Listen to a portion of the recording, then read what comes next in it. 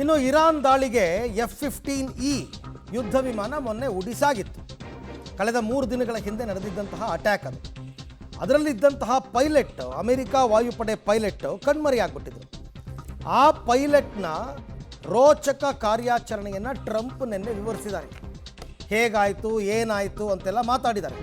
200 ಯೋಧರನ್ನು ಬಳಸಿ ಸುರಕ್ಷಿತವಾಗಿ ಆ ಪೈಲಟನ್ನು ಕರ್ಕೊಂಡು ಬಂದಿದ್ದೀವಿ. ಅದು ಏನು, ಶತ್ರುಗಳ ನೆಲದಲ್ಲಿ ನುಗ್ಗಿ ರೋಚಕ ಕಾರ್ಯಾಚರಣೆ ಮಾಡಿದ್ದೀವಿ ಅಂತ.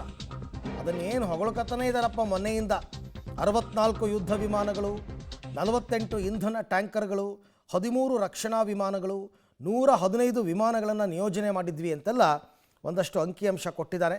ನಮ್ಮ ಪೈಲಟನ್ನು ಶತ್ರು ನೆಲದಲ್ಲಿ ಸಾಯೋದಕ್ಕೆ ನಾವು ಬಿಡಲಿಲ್ಲ. ಒಂದು ಕಡೆ ಇರಾನ್ ಆ ಪೈಲಟನ್ನು ಸಾಯಿಸಿದವರಿಗೆ ಬಹುಮಾನ ಎಲ್ಲ ಘೋಷಣೆ ಮಾಡಿ ನಾಟಕ ಆಡಿತ್ತು.